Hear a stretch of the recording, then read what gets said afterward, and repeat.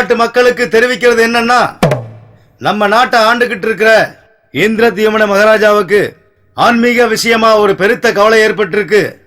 மாலவ நாட்டு தலைநகரான அவந்திபுரத்துல மகாராஜாவோட கவலையை தீர்க்கிறதுக்காக நாளைக்கு ஒரு பெரிய சபை கூட போகுது. ஊர் பெரியவங்களும் ஆன்மீக வல்லுநர்களும் பிராமண பண்டிதர்களும் தவறாம இந்த கூட்டத்துல கலந்துக்கிட்டு மகாராஜாவுக்கு ஒரு தீர்வை கொடுக்கும்படி அரசாங்கம் ஒரு அழைப்பு விடுத்திருக்கு. இது மந்திரியார் ஜெயசீலரோட உத்தரவு.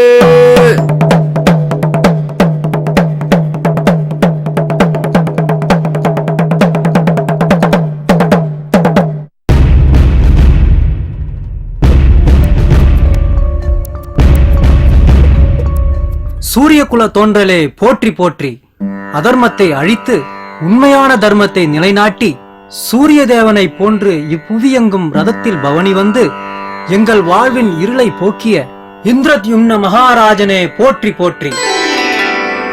சாஸ்திர விதிகளை முறையே அனுஷ்டித்து பிரம்மாண்டமான பல யாகங்களை செய்து மாலவ நாட்டையே சொர்க்கபூமியாக மாற்றியுள்ள இந்நாட்டு மக்களின் மாமணியே போற்றி போற்றி. எனதருமை குருமார்களே, அரசாங்க புலவர்களே, எனது ஆணையை செவ்வனே செய்யும் மந்திரிகளே, தளபதிகளே, அனைத்திற்கும் மேலாக என்றும் என் நலனுக்காக இறைவனை வேண்டும் எனதருமை மக்களே, அனைவரும் தயவு கூர்ந்து ஆசனத்தில் அமருங்கள்.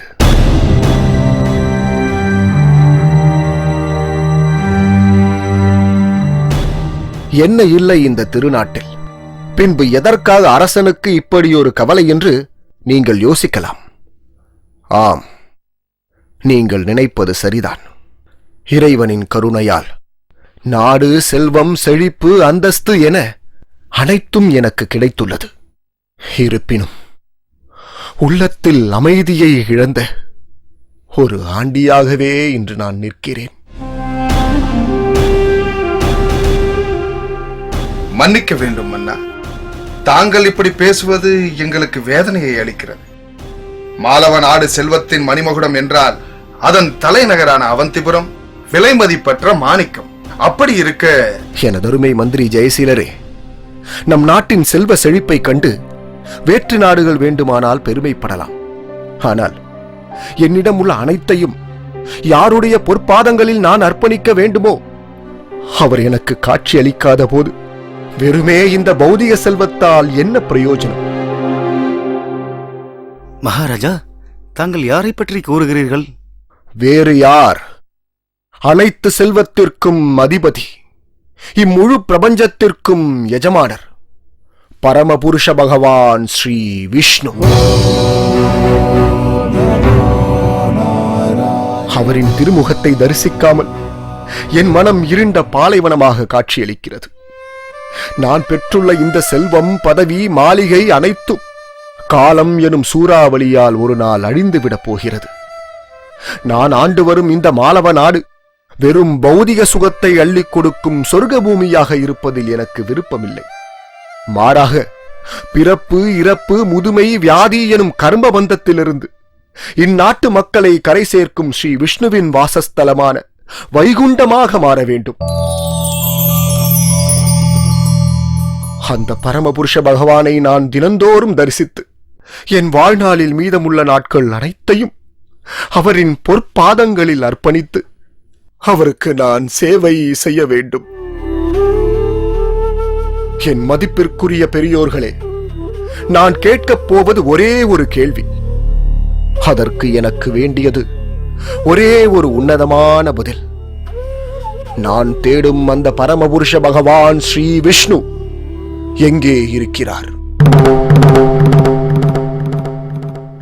அரசே, பிராமணர்களை கொண்டு யாகத்தீயை வளர்த்து வேத மந்திரங்களை உச்சாடனம் செய்து தானியங்களையும் நெய்யையும் அத்தீயில் அர்ப்பணித்தால் யக்ஞமூர்த்தியான ஸ்ரீ விஷ்ணு யாக குண்டத்தில் உங்களுக்கு காட்சி அளிப்பார். மாமன்னா, யாகப்பலன் என்பது பிராமணர்களை சார்ந்தது.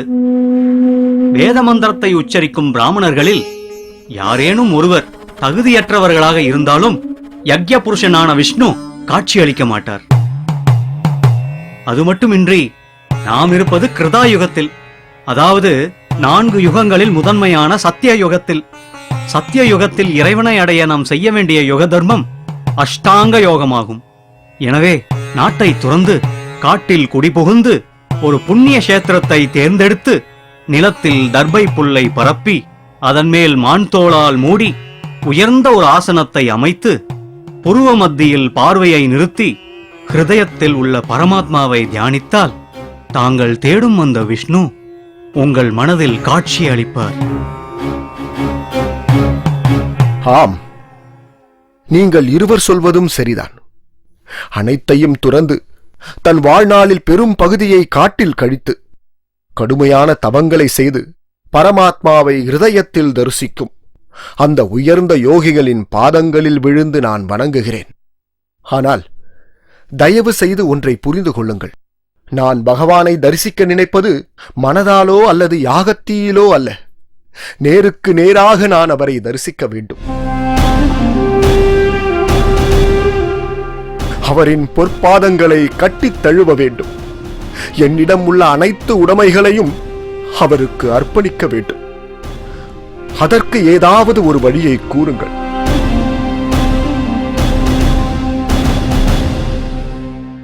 என்ன ஆயிற்று?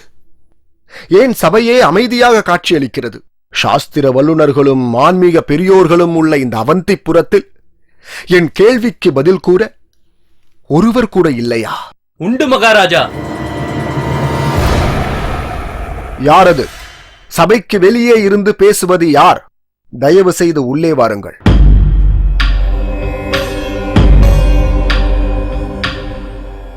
மாமன்னருக்கு வணக்கம். தாங்கள் யார்? நான் ஒரு யாத்ரிகன். பல புண்ணிய கஷேத்திரங்களை தரிசித்து இறுதியில் தங்களின் இந்த அவந்திபுரத்தை அடைந்துள்ளேன். நல்லது. தங்களை இந்த ராஜசபை வரவேற்கிறது. புண்ணிய கஷேத்திரத்தை தரிசித்த தாங்கள் அவந்திபுரத்திற்கு வருகை தந்த காரணம் என்னவோ? என்னுடைய புண்ணிய யாத்திரை நிறைவு பெற வேண்டுமென்றால் பகவான் ஸ்ரீ விஷ்ணு விக்கிரகமாக வீற்றிருக்கும் இப்புண்ணிய பூமியை நான் அடைந்துதான் ஆக வேண்டும். என்ன? பகவான் ஸ்ரீ விஷ்ணு விக்கிரக ரூபத்தில் எங்கள் நாட்டில் வீற்றிருக்கிறாரா? ஆம் அண்ணா.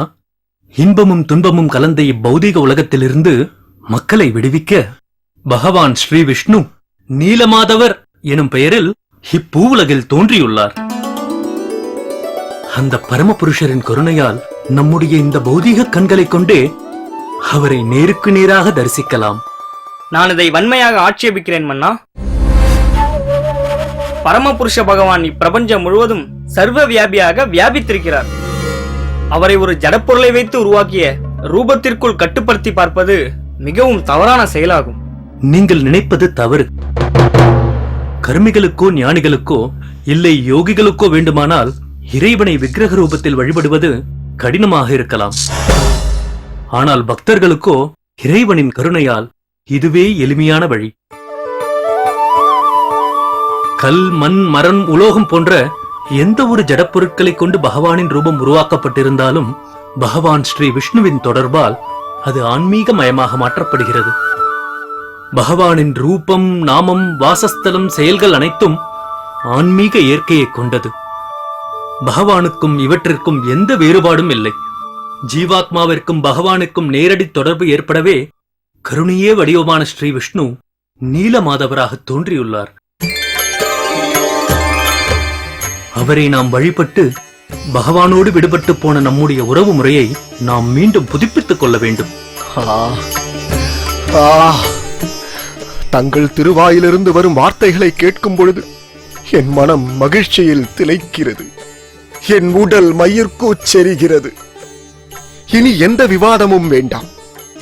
தாங்கள் கூறும் பகவான் நீலமாதவர் இந்நாட்டில் எங்கே உள்ளார்? தயவு செய்து கூறுங்கள். பல வருடங்களுக்கு முன்பு ஒட்டுமொத்த பாரத வருஷத்தையும் நான் வலம் வந்து குருஷேத்திர கஷேத்திரமான கிழக்கு பகுதியை நான் அடைந்தேன். நீலாத்ரி என்று அழைக்கப்படும் அற்புதமான மலை ஒன்று அங்கே உள்ளது. அம்மலைக்கு நடுவே கல்பவடம் என்ற பிரம்மாண்டமான ஆலமரம் ஒன்று உள்ளது. அம்மரத்திற்கு அருகாமையில் ரோகிணி குண்டம் என்று அழைக்கப்படும் ஒரு புண்ணிய தீர்த்தம் உள்ளது. தீர்த்தத்தை தொட்ட மாத்திரத்தில் நாம் செய்த பாவங்கள் அனைத்தும் அழிந்துவிடும். அக்குளத்திற்கு கிழக்கு கரையில் நீலகண்டாமணியால் உருவாகிய ஸ்ரீ நீலமாதவர் குடிகொண்டிருக்கிறார். தன்னை தரிசிக்கும் பக்தர்களுக்கு முக்தியை வாரி வழங்கும் வல்லல் அவர்.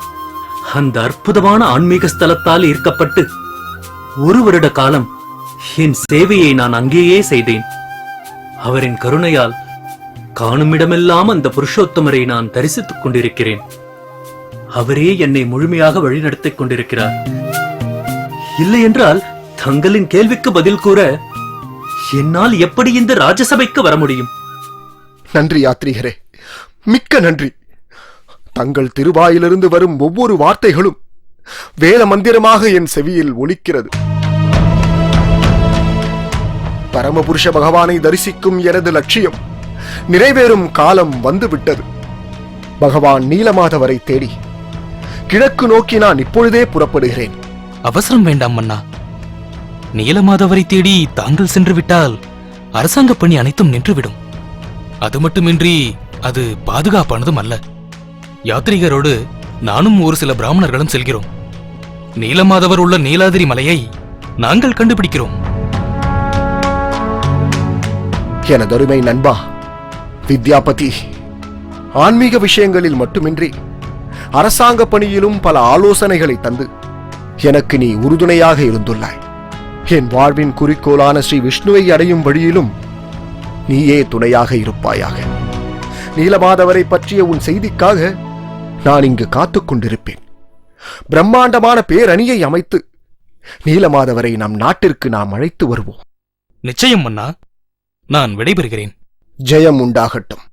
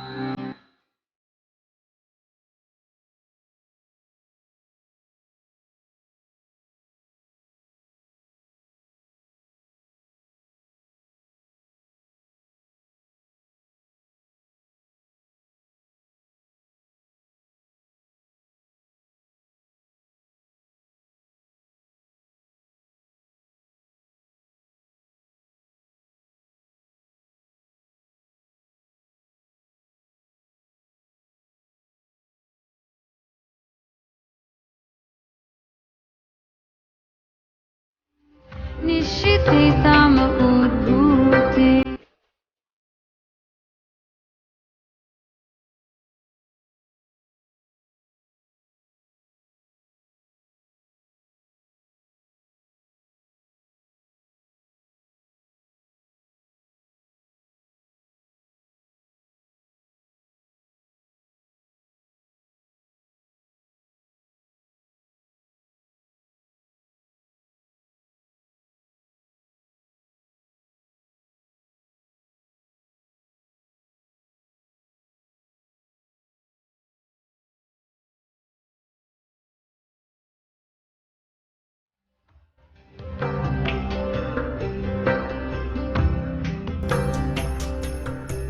ஐயா, மிகவும் தாகமாக உள்ளது.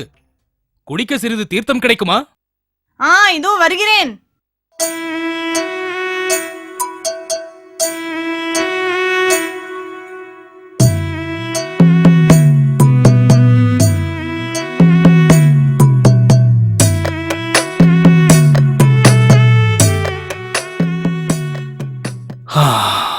தாங்கள் என்னை மன்னிக்க வேண்டும்.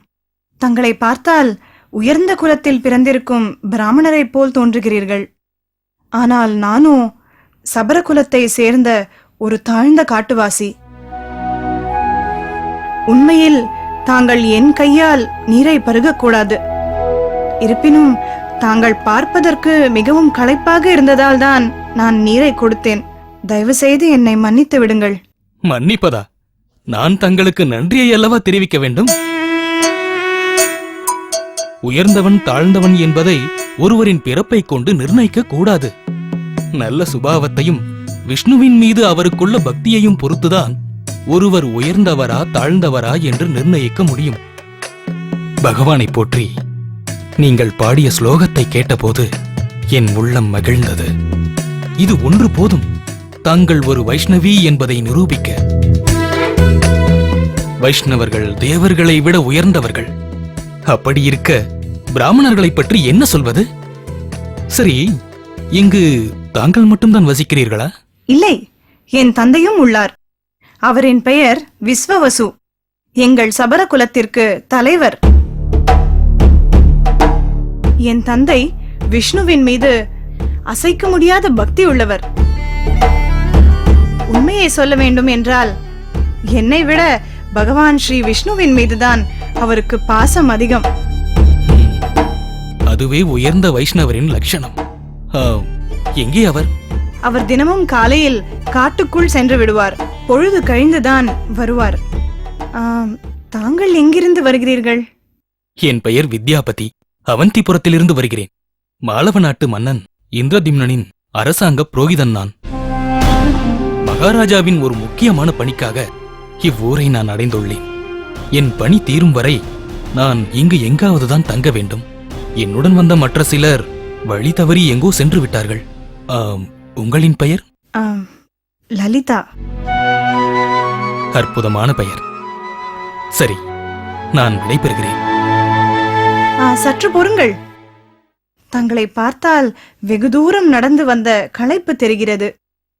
தங்களுக்கு ஆட்சேபனை இல்லை என்றால் இன்று எங்கள் இல்லத்தில் உணவு அருந்தி இங்கேயே தங்கலாமே. பொழுது சாய்ந்தவுடன் என் தந்தையும் வந்து விடுவார். இல்லத்தை தேடி வந்த வைஷ்ணவரை உபசரிக்காமல் அனுப்பிவிட்டாயே என்று என் மீது கோபித்துக் கொள்வார். அவந்திபுரத்து அரண்மனை விருந்து போல் இல்லை என்றாலும் ஏதோ என்னால் முடிந்ததை நான் சமைத்து தருகிறேன்.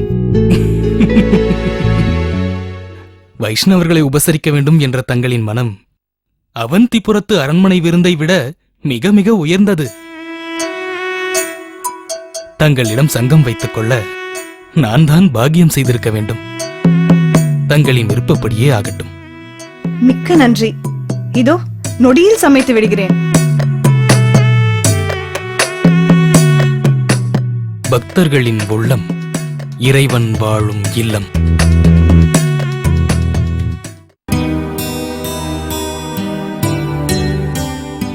லலிதா, லலிதா, இதோ வருகிறேன்.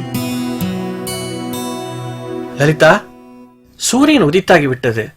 நான் காட்டினுள் செல்ல எனக்கு தேவையான பொருட்களை எல்லாம் தயார் செய். இதோ அனைத்தையும் தயார் செய்து விட்டேன் தந்தையே. நல்லது மகளே. உன்னை போன்ற ஒரு மகளை பெற நான் பெரும் பாக்கியம் செய்திருக்க வேண்டும். உன் சிறு வயதிலேயே உன் தாய் காலமாகிவிட்டாள்.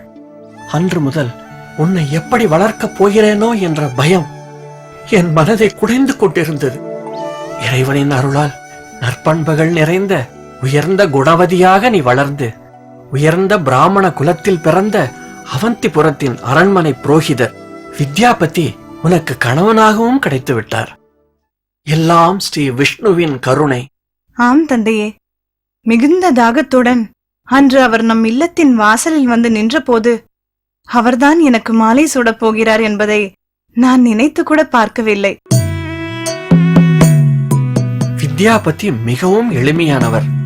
அரசாங்கத்தின் முக்கிய பணியிலிருந்தும் உயர்ந்த பிராமணனாய் இருந்தும் நம்முடைய இந்த தாழ்ந்த நிலையை பற்றி கருதாமல் விஷ்ணுவின் மீது உனக்குள்ள பக்தியை மட்டுமே கருதி உன்னை அவர் மணந்து கொண்டார்.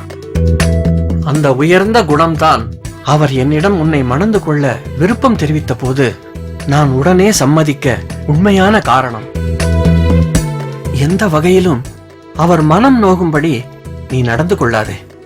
என்றும் ஒரு நல்ல துணைவியாக நீ விளங்க வேண்டும். என்னால் முடிந்தவரை அனைத்து சேவையையும் செய்து இன்று வரை நான் அவரை திருப்தி செய்து வருகிறேன். ஆனால் ஒரே ஒரு விஷயத்தில் மட்டும் என்னால் அவரின் விருப்பத்தை நிறைவேற்ற முடியவில்லை. ஏன்? அதற்கான காரணம் என்ன? காரணம் அது என் சம்பந்தப்பட்ட விஷயம் அல்ல, தாங்கள் சம்பந்தப்பட்ட விஷயம். சுற்றி வளைத்து பேசாதே, நேரடியாக விஷயத்திற்கு வா. ஆம், அவருக்கு தாங்கள் தினமும் காட்டுக்குள் சென்று வழிபடும் நீலமாதவரை தரிசிக்க வேண்டுமாம். நான் நீலமாதவரை வழிபடும் விஷயம் வித்யாபதிக்கு எப்படி தெரிந்தது? அது எனக்கு தெரியவில்லை. பொய் சொல்கிறாய்.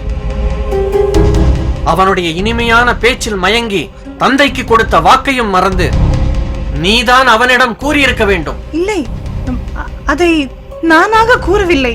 பிறகு எப்படி தெரிந்தது? தினமும் தாங்கள் சந்தியா வேளையில் வீடு திரும்பும் போது நம் இல்லம் முழுவதும் நறுமணம் கமழும் சோலையாக மாறுகிறது. அது நீலமாதவரின் திருமேனியிலிருந்து வரும் இனிமையான நறுமணம். ஆனால் அது மல்லிகை பூவால் ஏற்படும் நறுமணம் என்று கூறி நான் அவரை சமாளித்து பார்த்தேன். அதை அவர் ஏற்றுக்கொள்ளவில்லை. பகவான் வசிக்கும் ஸ்தலத்தில் மட்டும்தான் இப்படி ஒரு நறுமணம் எழும் என்று என் மீது கேள்வி கணைகளை தொகுத்தார்.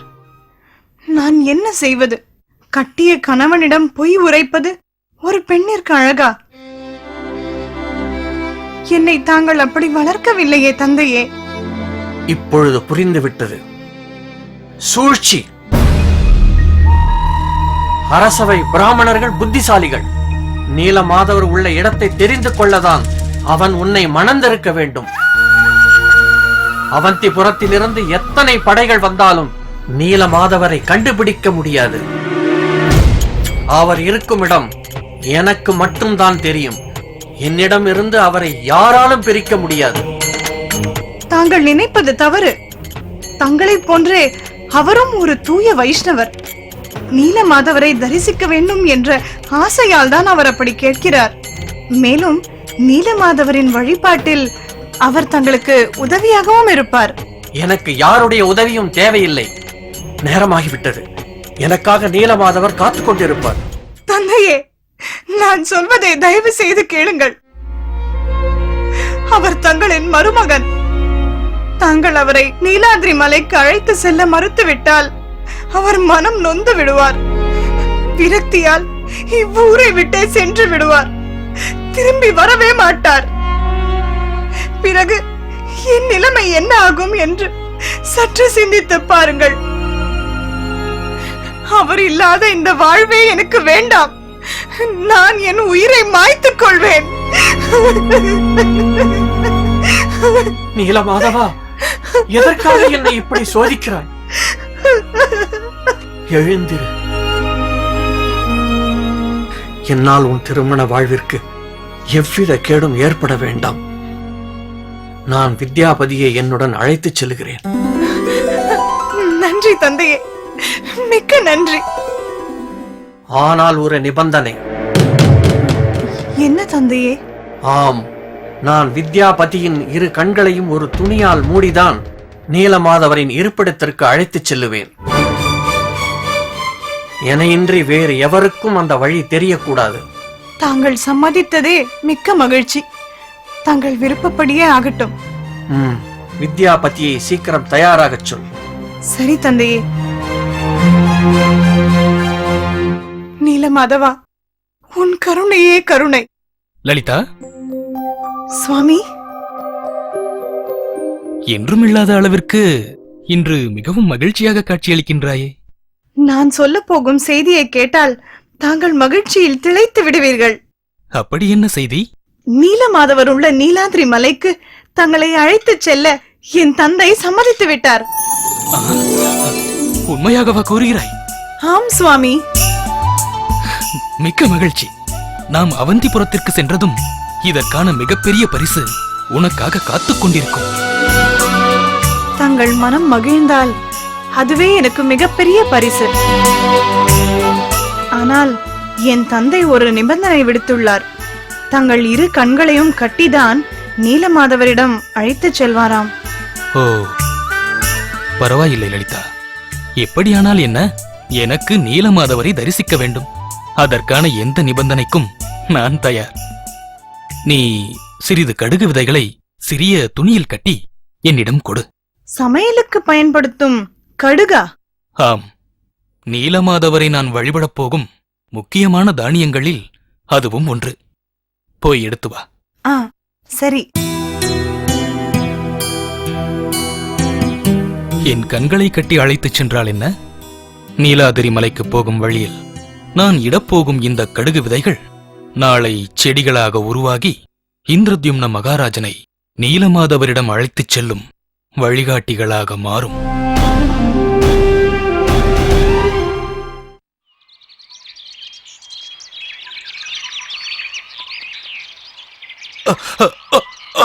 பார்த்து பார்த்து மெதுவாக வா.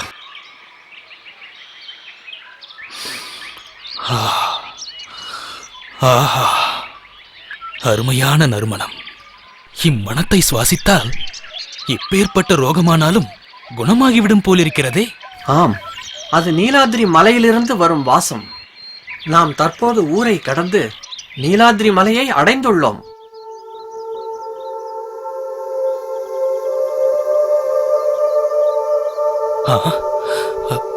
என்ன விந்தை! தங்களைத் தவிர வேறு யாருக்கும் நீலமாதவரின் இருப்பிடம் தெரியாது என்று கூறினீர்களே. ஆனால் இங்கு பல்லாயிரக்கணக்கான பக்தர்கள் அவரின் புகழை பாடிக்கொண்டிருக்கிறார்களே.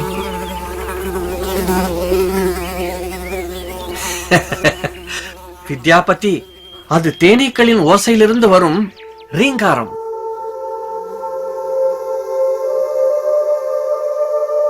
ஆம், தேனினும் இனிமையான நீலமாதவரின் தரிசனத்தை அவைகள் பருகியிருக்க வேண்டும்.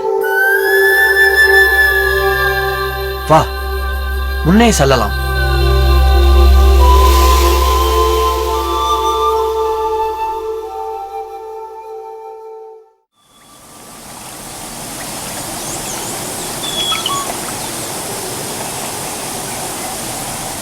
ஆஹா, அருவியின் சப்தம் என் மனதை வருடுகிறது.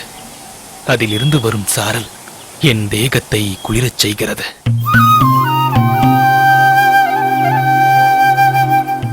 நீலாద్రి மலையிலிருந்து வீசும் இதமான காற்று மரங்களிலும் செடிகளிலும் உள்ள அனைத்து நறுமணம் கொண்ட பூக்களையும் வாரி இறைத்து இக்காட்டையே சொர்க்கலோகமாக மாற்றி இருக்கிறது.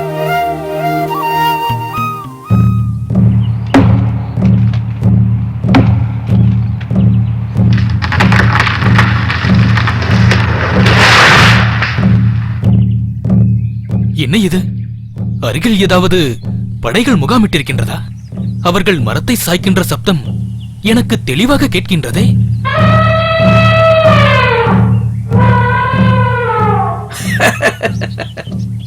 அது யானைகளின் அணிவகுப்பு தன் தாகத்தை தீர்த்து கொள்ள ஏரிக்கரையை நோக்கி செல்லுகிறது.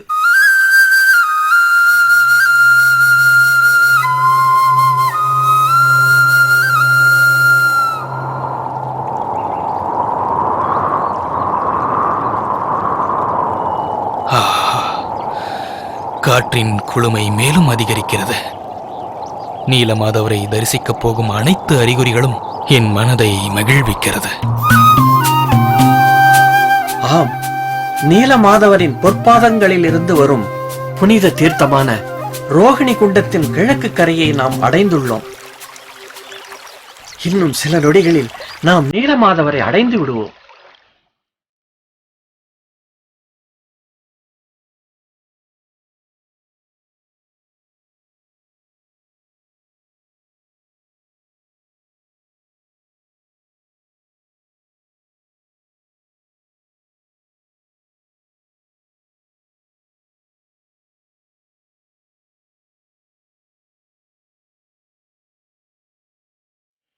சந்தேகமே இல்லை, இது பகவானின் குணத்தை வர்ணிக்கும் உன்னதமான வேத மந்திரம்.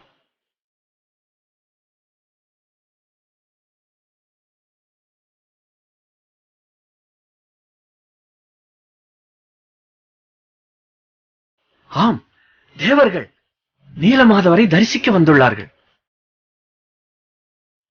அவர்களை பார்ப்பது மிகவும் அரிது. காரணம், தேவர்களில் ஒரு நாள் நம் கணக்குப்படி 6 மாதங்கள்.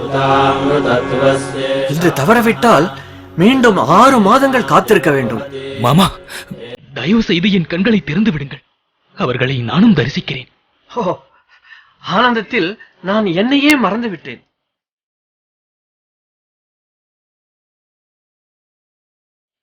இப்பொழுது பார்.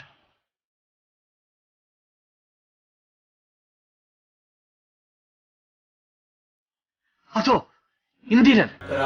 நான் நேற்று அணிவித்திருந்த மாலையை கழற்றி நீலமாதவருக்கு புதிய ஒரு மாலையை அணிவிக்கிறார்.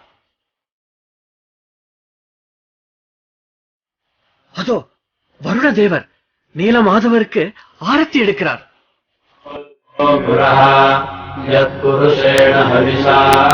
தேவர்கள் அனைவரும் அவரின் பொற்பாதங்களில் விழுந்து வணங்குகிறார்கள்.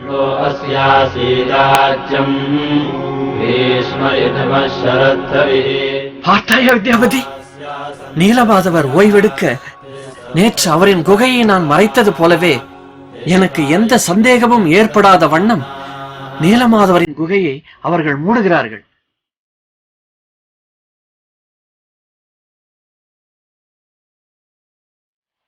ஆம், அவர்களுடைய வழிபாடு முடிந்துவிட்டது. அனைவரும் சொர்க்கத்திற்கு செல்கிறார்கள். பார்த்தாயா, அவர்கள் மறைந்து விட்டார்கள். வா வா வித்யாபதி.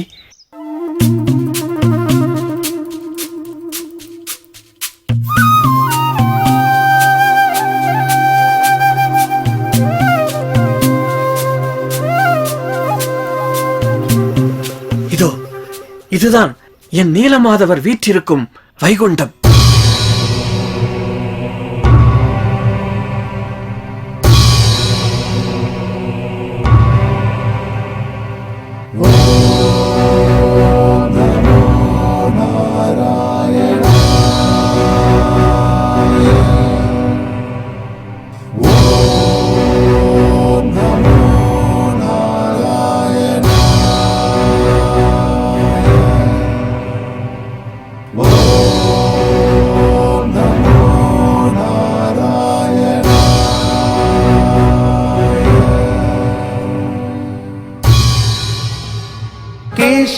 केशपाशधृतपिञ्छिका वितति सञ्चलं मकरकुण्डलं हारजालवनमालिका ललितमङ्गरागघनसौरभं पीतचेलधृतकाञ्चिकाञ्चितमुदञ्चदं सुमणिनूपुरं रासकेलिपरिभूषितं तव हि रूपमीश कलयामहे तावदेव कृतमण्डने कलितकञ्चुलीककुचमण्डले गण्डलोलमणिकुण्डले युवतिमण्डलेऽथ परिमण्डले अन्तरा सकलसुन्दरी युगलमिन्दिरारमणसञ्चरन् मञ्जुलां तदनुरासकेलिमयि कञ्चनाभसमुपादधा श्रद्धया विरचितानुगानकृततारतारमधुरस्वरे नर्तनेऽथ ललिताङ्गहार लुलिताङ्गहार मणिभूषणे सम्मदेन कृतपुष्पवर्ष्णमलमुन्दिशद्विविशदाङ्कुलं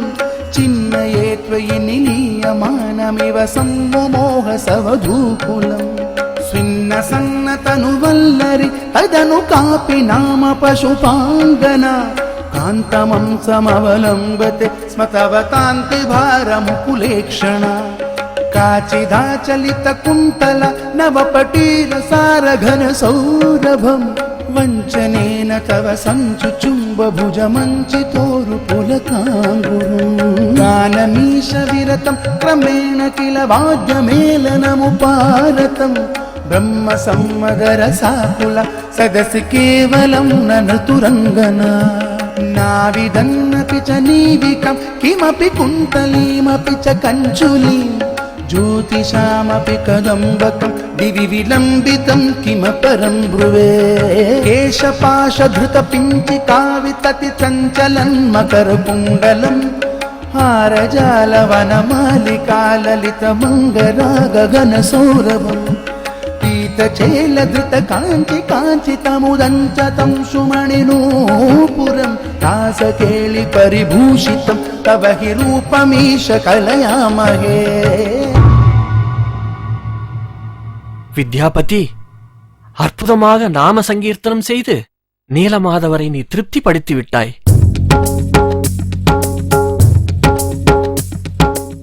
வித்யாபதி, நீ இங்கேயே இரு. நீலமாதவருக்கு நிவேதனம் செய்ய நான் பழங்களை பறித்து வருகிறேன். விஸ்வவசு, யார் யார் என்னை அழைத்தது? நான் தான் விஸ்வவசு, உன் பிராணநாதன் நீலமாதவன்.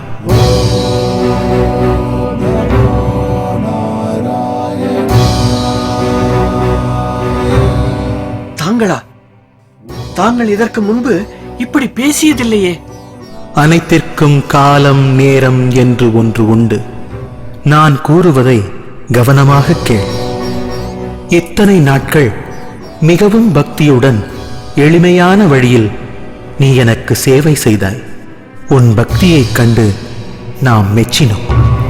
ஆனால் தற்போது எனக்கு சேவை செய்ய மாளவ நாட்டு மன்னன் இந்திரத்யும்னன் காத்து கொண்டிருக்கிறார். அவர் ஒரு உண்மையான வைஷ்ணவர் என்பதால் இத்தனை நாட்கள் உனக்கு மட்டுமே அளித்து வந்த சேவையை இந்திரத்யும்னனின் மூலமாக இவ்வுலக மக்கள் அனைவருக்கும் நான் வழங்க இருக்கிறேன். ஆகையால் அவந்திபுரத்தில் உள்ள இந்திரத்யும்னனிடம் என்னை ஒப்படைப்பாயாக.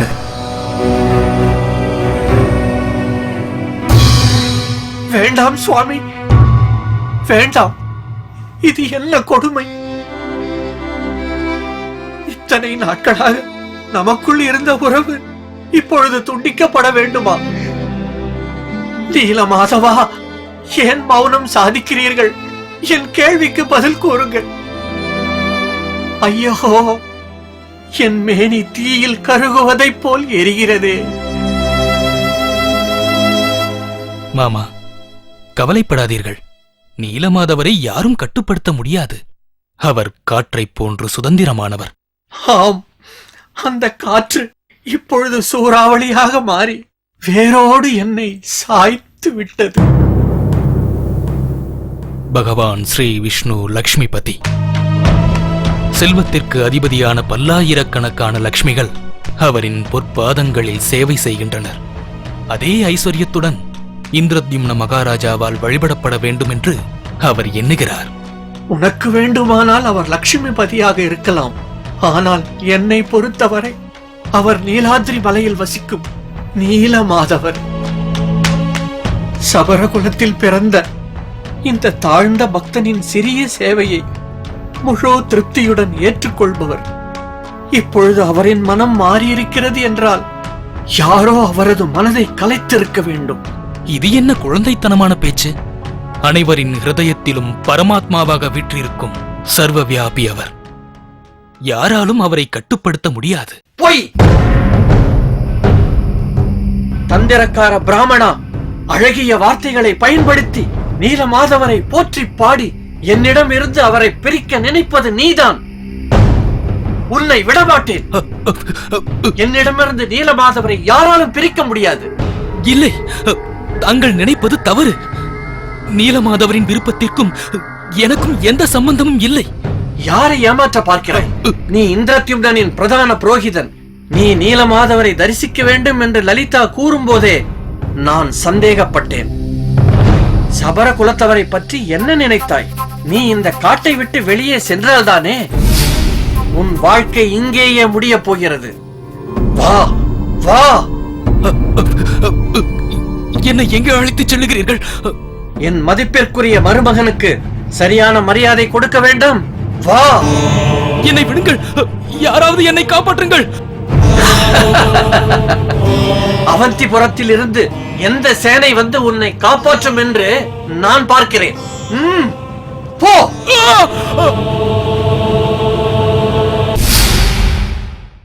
நீலமாதவா, இது என்ன சோதனை?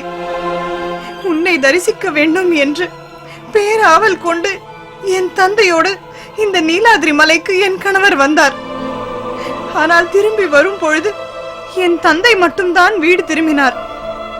கேட்டதற்கு பாதை மாறி அவர் எங்கோ சென்று விட்டார், நீ அவரை மறந்துவிடு என்கிறார். நான் எவ்வளவு பெரிய துர்பாக்கியசாலி! ஒரு உயர்ந்த அந்தணன் கணவனாக கிடைத்திருந்தும் அவருடன் சேர்ந்து வாழ முடியாத பாவியாகி விட்டேனே. நீலமாதவா, என் கணவர் ஒரு தூய்மையான வைஷ்ணவர். இந்த அடர்ந்த காட்டில் அனைத்து இடங்களிலும் நான் அவரை தேடிவிட்டேன். ஆனால் அவர் புலப்படவில்லை. நீதான் அவரை என்னிடம் சேர்க்க வேண்டும். சுவாமி, தாங்கள் எங்க இருக்கிறீர்கள்? லலிதா, லலிதா, நான் இங்குதான் இருக்கிறேன். இது இது என் கணவரின் குரலாயிற்று. சுவாமி,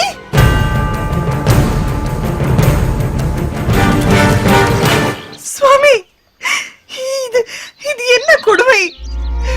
ஒரு சபரி என்றும் பாராமல் என்னை தாங்கள் மணந்ததற்கு இதுவா உங்களுக்கு கிடைத்த பரிசு? இல்லை லலிதா, இதில் உன்னுடைய தவறு எதுவும் இல்லை. உன்னை மணந்ததால் தான் நீலமாதவரை தரிசிக்கும் பாக்கியம் எனக்கு கிடைத்தது. நீலமாதவரின் பிரிவை ஏற்றுக்கொள்ள முடியாமல் தான் உன் தந்தை இப்படியெல்லாம் செய்துவிட்டார். சீக்கிரம் கட்டை அவிழ்த்து விடு.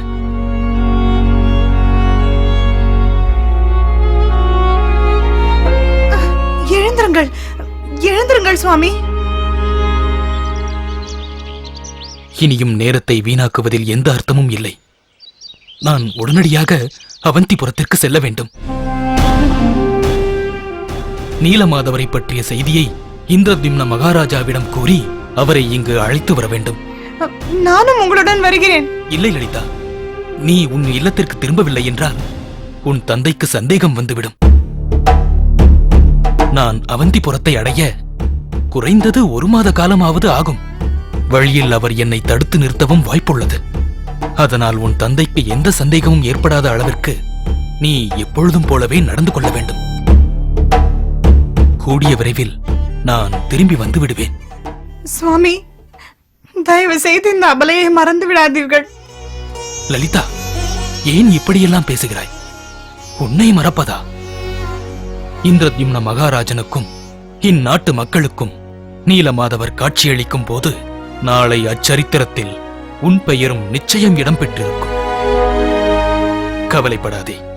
2 பௌர்ணமி நிலவிற்கு முன் அரசாங்க மரியாதையோடு வந்து நான் உன்னை அழைத்துச் செல்வேன். வா, போகலாம்.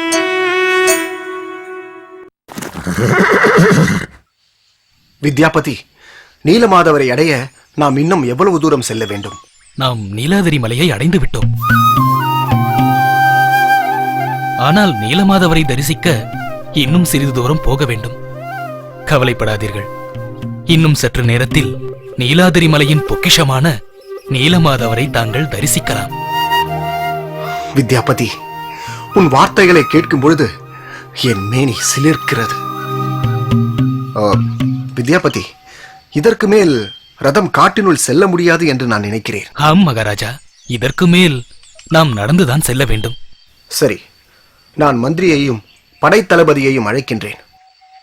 மந்திரியார் ஜெயசீலரே, தளபதி யுத்த வீரா. மகாராஜா, இனி நாம் வைக்கும் ஒவ்வொரு அடியும் மிகவும் கவனமாக வைக்க வேண்டும். இங்கிருந்து சிறிது தூரத்தில்தான் சபரத் தலைவர் விஸ்வவசுவின் ஊர் உள்ளது. அவர் எந்த நேரத்திலும் இங்கு வரலாம். என்ன வித்யாபதி, கேவலம் ஒரு பன்றி மேய்க்கும் கூட்டத்தின் தலைவனுக்கு அவந்திபுரத்து படை பயப்படுவதா? அந்த விஸ்வவசு இங்கே வரட்டும். அவனுக்கு நல்லதொரு பாடத்தை நான் கற்பிக்கிறேன். யுத்த வீரா, விஸ்வவசு வித்யாபதியின் மாமனார். சற்று மரியாதை கொடுத்து பேசு. இல்லை மகாராஜா, அவருக்கு என்னுடன் உள்ள உறவால் நான் அப்படி கூறவில்லை. விஸ்வவசுவின் பலத்தை நாம் குறைத்து எடை போடக்கூடாது. அவர் ஒரு தூய்மையான வைஷ்ணவர். நீலமாதவரால் என்றும் காப்பாற்றப்படுபவர். அது மட்டுமின்றி தூய்மையான பக்தியால் மட்டுமே நீலமாதவரை நாம் அடைய முடியுமே தவிர, படைபலத்தாலோ பதவியாலோ அல்ல. சரியாக கூறினாய் வித்யாபதி. நாம் இங்கு வந்திருப்பது யாரையும் ஆக்கிரமிக்க அல்ல, ஸ்ரீ நீலமாதவரின் பொற்பாதங்களில் சரணடைந்து அவரின் திருமேனி அழகை அள்ளி பருக. யுத்தவீரா மகாராஜா, இதை எடுத்துக்கொள். வித்யாபதி, பூரண பக்தியுடன் நாம் இருவர் மட்டும் நீலாத்ரி மலைக்கு முன்னோக்கி செல்வோம். நாம் நீலமாதவரை அடைந்த பிறகு நம் படைகள் அங்கே வரட்டும். மகாராஜா, இக்காட்டில் தாங்கள் தனிமையில் போவது மிகவும் ஆபத்தானது. படைகள் வேண்டாம் என்றாலும் பரவாயில்லை, நானும் யுத்த வீரனும் மட்டுமாவது உங்களுடன் பாதுகாப்பிற்கு வருகின்றோமே. வேண்டாம் மந்திரியாரே, நீங்களும் யுத்த வீரனும் படைகளோடு இங்கேயே இருங்கள். கவலைப்படாதீர்கள். நீலமாதவரின் கருணையால் எனக்கு எந்த ஆபத்தும் ஏற்படாது. வா வித்யாபதி.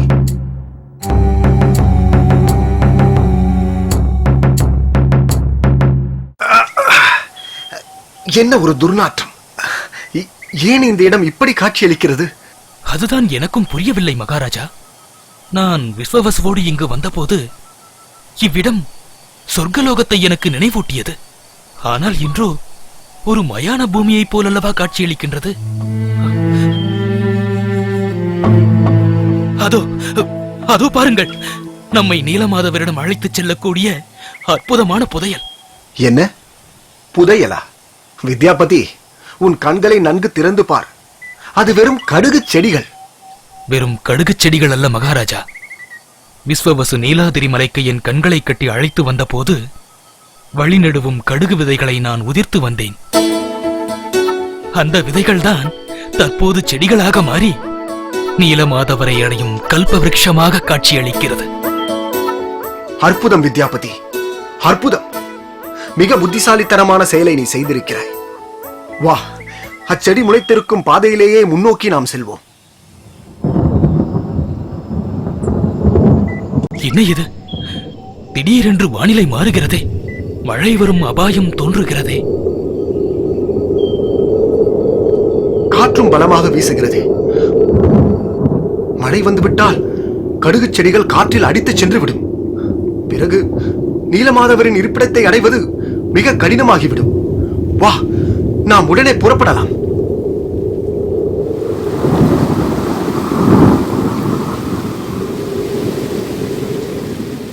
வானத்தை கருமேகங்கள் மறைத்து எங்கும் இருளாக்கி விட்டது.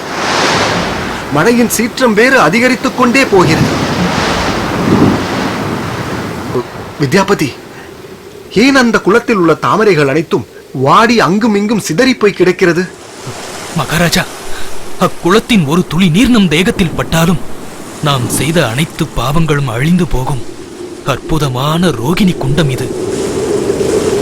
ஆனால் இன்று புயலின் சீற்றத்தால் கலை இழந்து நிற்கிறது.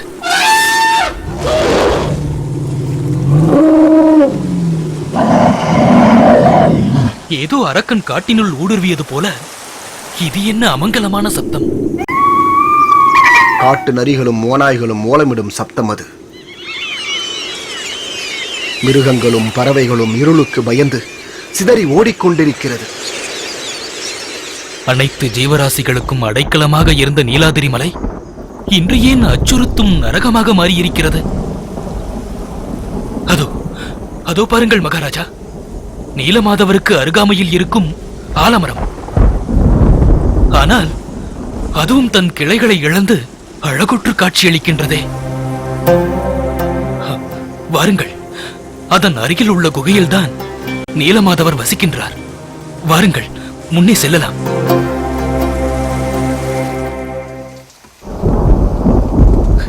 இதோ இதுதான் நீலமாதவரின் வாசஸ்தலம். அந்த பரமபுருஷ பகவானின் உன்னதமான ரூபத்தை இங்குதான் நான் தரிசித்தேன். வித்யாபதி, என் வாழ்நாள் உள்ளவரை உன்னை நான் மறக்கவே மாட்டேன்.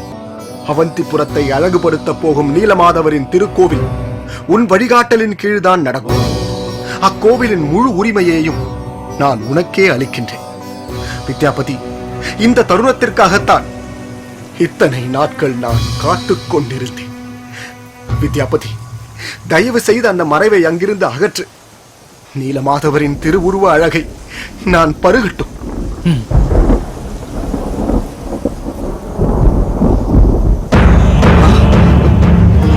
இது என்ன வெற்றிடம்? வித்யாபதி, நீ கூறிய நீலமாதவர் எங்கே? என்ன வித்யாபதி, ஏன் மௌனமாக இருக்கிறாய்? இனி என்னை இந்திரத்யும்னன் வழிபடட்டும் என்று விஸ்வவசுவிடம் நீலமாதவர் கூறியதாக நீதானே என்னிடம் கூறினாய். இதோ அவருக்கு சேவை செய்ய நான் இங்கு காத்துக் கொண்டிருக்கிறேன். எங்கே என் நீலமாதவர்? என்னை மன்னியுங்கள் மன்னா. நீலமாதவர் நமக்கு காட்சி கொடுக்காமல் மறைந்து விட்டார். என்ன, மறைந்து விட்டாரா? ஐயோ, என் வாழ்வின் லட்சியமான நீலமாதவரை தரிசிக்காமல் இனியும் நான் உயிரோடு இருந்து என்ன பிரயோஜனம்? என் உடல் இரண்டாக பிளக்கட்டும், என் தலை சுக்குநூறாக உடையட்டும், இக்காட்டில் உள்ள மிருகங்களுக்கு என் உடல் இரையாகட்டும். மகாராஜா, தயவு செய்து மனம் தளர்ந்து விடாதீர்கள். அவர் தற்போது மறைந்திருப்பதற்கு ஏதேனும் காரணம் இருக்கும். நிச்சயம் மீண்டும் உங்கள் முன்பு அவர் தோன்றுவார். இல்லை வித்யாபதி, நீலமாதவர் மறையவில்லை. அவரை யாரோ மறைத்திருக்கிறார்கள். மறைத்திருக்கிறார்களா? யார்? வேறு யார்? சபரகுல தலைவன் விஸ்வவசு. நாம் இங்கு வருவது தெரிந்து நீலமாதவரை அவன்தான் மறைத்திருக்க வேண்டும். நான் இப்பொழுதே ஊரினுள் புகுந்து அந்த விஸ்வவசுவை கைது செய்கிறேன். அவனிடமிருந்து எப்படி வார்த்தைகளை வரவழைக்க வேண்டும் என்று என் படை தளபதி யுத்த வீரனுக்கு தெரியும். யுத்த வீரா!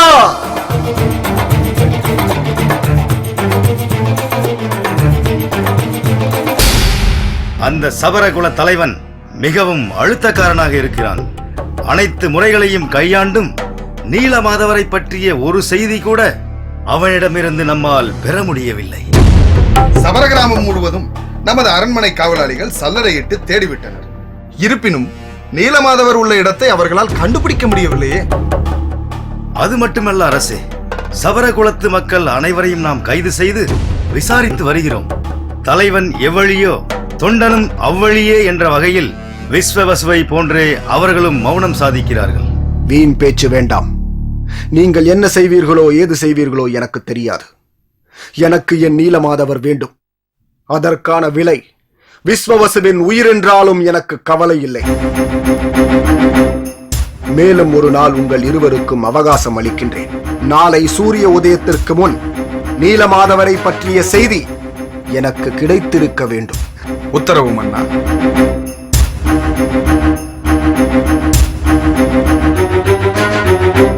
நீலமாதவா, ஏன் என்னை இப்படி சோதிக்கிறார்? தங்களின் திருமுகத்தை தரிசிக்க முடியாத அளவுக்கு அப்படி என்ன பெரும் பாவம் நான் செய்துவிட்டேன். அதற்கு பரிகாரமாக என் உயிரையே வேண்டுமானாலும் நான் துறக்கிறேன். தயவு செய்து எனக்கு காட்சி கொடுங்கள், காட்சி கொடுங்கள். கோவிந்தம்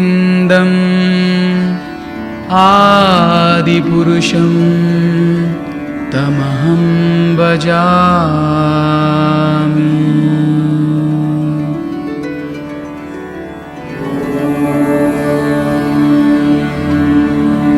நாரத மாமுனி, தக்க தருணத்தில் தாங்கள் இங்கு வந்துள்ளீர்கள். மூவுலகையும் நினைத்த மாத்திரத்தில் அடையும் சர்வலோக சஞ்சாரி தாங்கள். பகவான் ஸ்ரீ விஷ்ணுவிடமிருந்து வேத ஞானத்தை நேரடியாக பெற்ற ஸ்ரீ பிரம்மதேவரின் புதல்வர் தாங்கள். ஆன்மீக விஷயங்களில் எப்பொழுதெல்லாம் நான் தளர்ந்து போகின்றேனோ அப்பொழுதெல்லாம் என் முன் தோன்றி அறிவுரைகளை வாரி வழங்கி புத்துணர்ச்சியை கொடுப்பவர் தாங்கள்.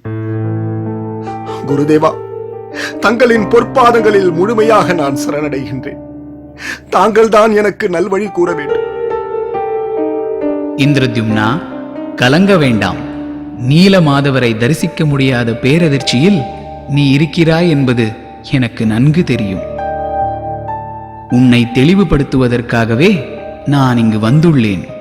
நான் கூறுவதை கவனமாக கேள். பகவான் ஸ்ரீ விஷ்ணு அனைத்து பிரபஞ்சங்களுக்கும் மூல காரணமாவார்.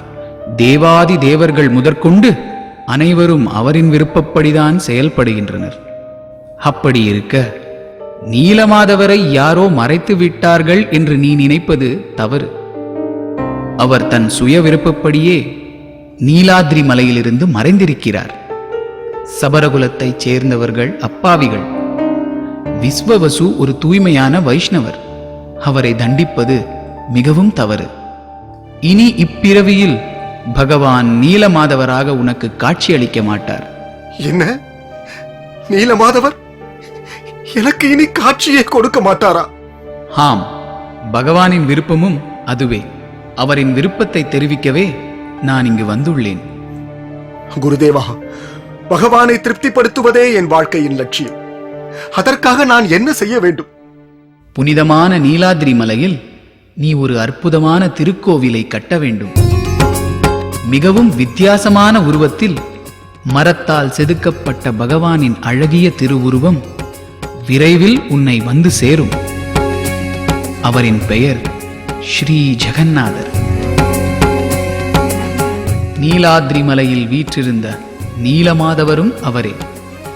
கோவிலின் திருப்பணி முடியும் தருவாயில் ஸ்ரீ ஜெகநாதரின் திருவுருவம் செதுக்கப்பட வேண்டிய மரம் உன்னை வந்து அடையும்.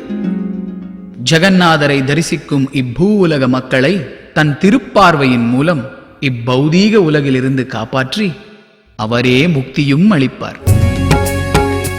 சிருஷ்டிக்கும் கர்த்தாவான ஸ்ரீ பிரம்மதேவர் பகவான் ஸ்ரீ ஜெகநாதரை அக்கோவிலில் தாமே பிரதிஷ்டையும் செய்வார். நீலமாதவரின் மீது நீ வைத்திருக்கும் அதீதமான பக்தியாலேயே ஸ்ரீ ஜெகநாதர் உனக்கு இந்த சேவையை அருளியிருக்கிறார். வறண்டு போயிருந்த என் வாழ்வை தாங்கள் சோலைவனமாக மாற்றிவிட்டீர்கள். ஜெகநாதரின் விருப்பத்தை நிறைவேற்ற வேண்டியது என்னுடைய பொறுப்பு. விஸ்வவசுவையும் அவரின் மக்களையும் உடனே விடுதலை செய்யும்படி உத்தரவிடுகிறேன். யாரங்கே? மகாராஜா, தளபதியிடம் நான் விஸ்வவசுவை அழைத்து வரும்படி கூறு. உடன் வித்யாபதியும் மந்திரியாரும் வரட்டும். உத்தரவு மகாராஜா. இந்திரத்யும்னா, வெகு விரைவில் நான் திரும்பி வருவேன். ஸ்ரீ ஜெகநாதரின் பிரதிஷ்டை விழாவிற்கு என் தந்தை பிரம்மதேவருக்கு அழைப்பு விடுக்க உன்னை பிரம்மலோகம் அழைத்துச் செல்வேன். நன்றி குருதேவா, மிக்க நன்றி. சரி, நான் வருகிறேன். கோவிந்தம் ஆதிபுருஷம் தமஹம் பஜாமி.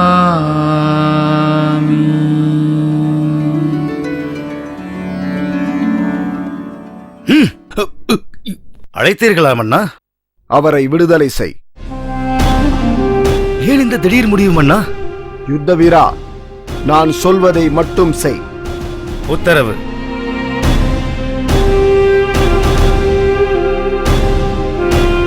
என்னை தாங்கள் மன்னிக்க வேண்டும். நீலமாதவரை தாங்கள்தான் மறைத்து வைத்துள்ளீர்கள் என்று நான் தவறாக நினைத்து விட்டேன். பகவான் ஸ்ரீ விஷ்ணுவின் மீது தாங்கள் வைத்துள்ள பெரும் பக்தியை பற்றி என் குருதேவர் ஸ்ரீ நாரத மாமுனிதான் எனக்கு விளக்கிக் கூறினார். என் காவலர்கள் தங்களுக்கு பெருத்த வேதனையை கொடுத்திருப்பார்கள். அதற்காக என்னை மன்னித்து விடுங்கள். என்னை விட்டு பிரிந்து நீலமாதவர் எனக்கு கொடுத்த வேதனையை விடவா தங்களின் காவலாளிகள் தந்துவிடப் போகிறார்கள்? இல்லை ஐயா, தாங்கள் நினைப்பது தவறு. நீலமாதவர் நம்மை விட்டு பிரியவில்லை. கூடிய விரைவில் மரத்தால் உருவாக்கப்பட்ட ஒரு வித்தியாசமான உருவில் அவர் நமக்கு காட்சி கொடுக்கப் போகிறார். அவரின் பெயர் ஸ்ரீ ஜெகநாதர். இவ்வுலக மக்கள் அனைவரும் அவரை தரிசிக்க நீலாத்ரி மலையில் ஒரு பிரம்மாண்டமான திருக்கோவிலை எழுப்பும்படி அவர் எனக்கு உத்தரவு பிறப்பித்துள்ளார். பகவானின் இவ்விருப்பத்தை என் குருதேவர் ஸ்ரீல நாரத மாமுனிதான் எனக்கு தெரிவித்தார். யுத்த வீரா. மகாராஜா. நம் சிறையில் உள்ள அனைத்து சபர மக்களையும் விடுதலை செய். உத்தரவு மகாராஜா. வித்யாபதி, சபர கிராமத்தின் ஒவ்வொரு குடும்பத்திற்கும் தலா 100 பொற்காசுகள் பரிசாக கொடு. நம் அரண்மனை சமையற்காரர்களை கொண்டு உணவு சமைத்து ஒரு பிரம்மாண்டமான விருந்தை சபர மக்களுக்கு இன்றிரவு நாம் கொடுத்து அவர்களை கௌரவிக்க வேண்டும். நல்லது மன்னா, இதுவே இறைவனின் கருணை. இத்தனை நாட்கள் கசப்பான சம்பவங்களாக நிகழ்ந்தாலும் முடிவில் இனிப்பான ஒரு சூழ்நிலையை பகவான் உண்டாக்கிவிட்டார். மாமா, நீலமாதவரின் மீது தாங்கள் வைத்திருந்த பக்தியின் பலனாகவே இப்படி ஒரு உயர்ந்த சேவையை அவர் தந்துள்ளார். நாங்கள் தீண்டத்தகாதவர்கள். எங்களால் ஸ்ரீ ஜெகநாதரின் திருக்கோவிலில் என்ன சேவை செய்துவிட முடியும்? ஏன் அப்படி கூறுகிறீர்கள்? அரசன் முதற்கொண்டு ஆண்டி வரை அனைவரும் இறைவனின் பிள்ளைகள். அவந்திபுரத்தை பொறுத்தவரை சபர குலத்தவர்கள் வீதிகளை சுத்தம் செய்பவர்களுக்கு சமம். இறைவனின் இடத்தை சுத்தப்படுத்துவது என்பது ஒருவருக்கு கிடைக்கும் மிகப்பெரிய மரியாதை. நான் உங்களுக்கு வாக்கு கொடுக்கிறேன். ஸ்ரீ ஜெகநாதர் எப்பொழுதெல்லாம் வீதி உலா வருகின்றாரோ அப்பொழுதெல்லாம் வீதிகளை சுத்தப்படுத்தும் பணியை நானே செய்து தங்கள் இனத்தவருக்கு ஒரு அங்கீகாரம் கொடுக்கப் போகிறேன். என்னை மன்னித்து விடுங்கள் மகாராஜா. ஜெகநாதரின் சேவையில் தாங்கள் எங்களை ஒதுக்கி விடுவீர்களோ என்று எண்ணிதான் நான் தவறாக பேசிவிட்டேன். இப்பொழுது கூறுங்கள், எவ்வித சேவையை நாங்கள் செய்ய வேண்டும்? பகவானின் திருக்கோவிலை எழுப்ப நமக்கு நிறைய பாறைகளும் கற்களும் தேவைப்படும். பலசாலிகளான தங்கள் இனத்தவர்களை அச்சேவையில் தாங்கள் ஈடுபடுத்த வேண்டும். நிச்சயம் மன்னா. பௌலமலை இங்கே அருகாமையில்தான் உள்ளது. ஜெகநாதரின் திருக்கோயிலுக்கான கற்களை நாம் அங்கிருந்தே எடுத்துக்கொள்ளலாம். நல்லது. ஜெயசீலரே, மகாராஜா, பௌலமலையிலிருந்து நீலமலைக்கு நேரடியாக ஒரு பாதையை உடனடியாக ஏற்படுத்துங்கள். உத்தரவு மன்னா. அனைத்து சிற்றரசர்களிடமும் திருக்கோவிலின் பணிக்காக அவர்களின் செல்வத்தின் ஒரு பங்கை நன்கொடையாக கொடுக்க வேண்டும் என்ற ஓலையை உடனடியாக அனுப்புங்கள். இவ்வுலகில் உள்ள அனைத்து தரமான சிற்ப கலைஞர்களும் நீலாதிரி மலைக்கு வந்து சேர வேண்டும். கூடிய விரைவில் ஸ்ரீ நாரத மாமுனி மீண்டும் திரும்பி இங்கு வருவார். ஸ்ரீ ஜெகநாதரின் பிரதிஷ்டை திருவிழாவிற்கு பிரம்மதேவரை அழைப்பு விடுக்க என்னை பிரம்மலோகம் அழைத்துச் செல்வார்.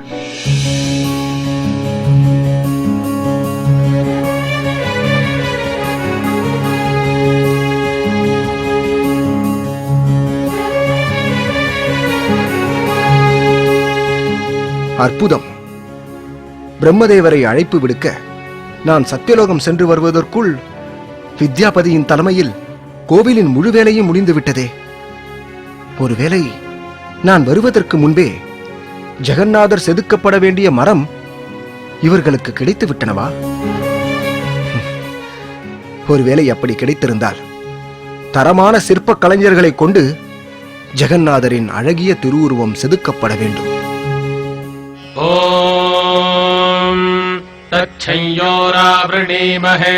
வேத மந்திரம் ஒலிக்கிறதே. ஒருவேளை நான் சத்தியலோகத்திலிருந்து திரும்பி வந்த செய்தி அறிந்து வித்யாபதியும் மற்றவர்களும் என்னை வரவேற்க இங்கு வருகின்றனரா?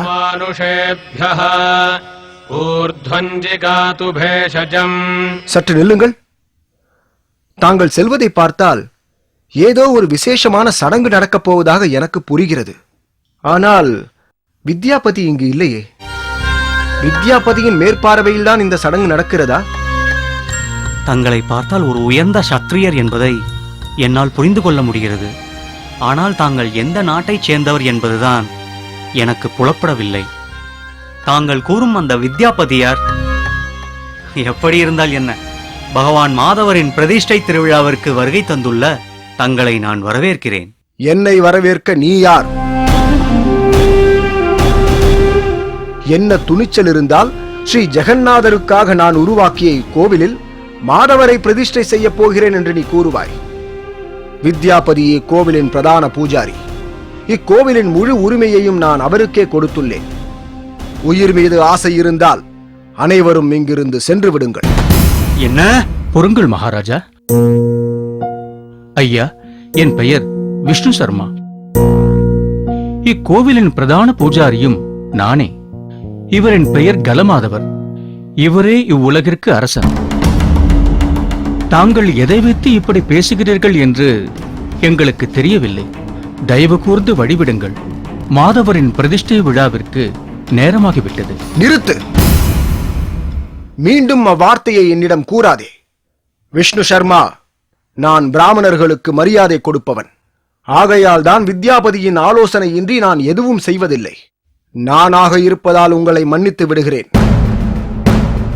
என் படை தளபதி யுத்த வீரன் வருவதற்குள் இங்கிருந்து ஓடிவிடுங்கள்.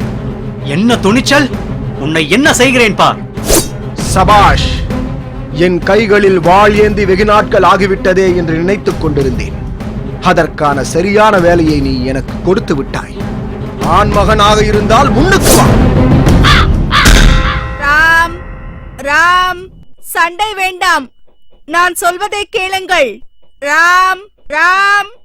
பகவானின் நாமத்தை உச்சரிக்கும் அதிசயமான காகமே, என் ஜெகநாதரின் கோவிலை ஆக்கிரமித்துள்ள இந்த துஷ்டர்களை நான் தண்டிக்க வேண்டும்.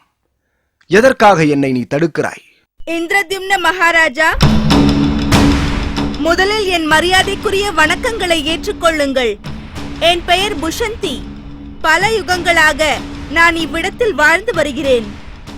பகவான் ஸ்ரீ ராமரின் நாமத்தை தவிர வேறு எதையும் உச்சரிக்காத நான் இங்கு எழுந்துள்ள குழப்பத்தை தீர்க்கவே முதன்முறையாக பேசுகிறேன்.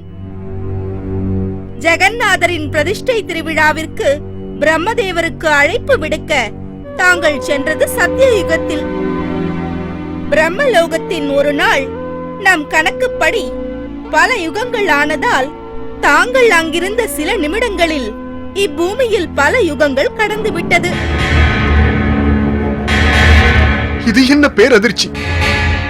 அப்படியானால் என்னுடன் இருந்த அனைவரும்? ஆமண்ணா, தங்களின் வருகையை எதிர்பார்த்து வித்யாபதி யாகங்களை வளர்த்து பல நாட்கள் காத்துக் கொண்டிருந்தார். கோவிலின் திருப்பணி முடிந்தும் தாங்கள் பிரம்மலோகத்திலிருந்து திரும்பி வராததால் மிகவும் மனம் நொந்தார். அவர் ஏற்றிய யாகத்தீ அணையும் பொழுது அவரும் இவ்வுலகை விட்டு சென்று விட்டார்.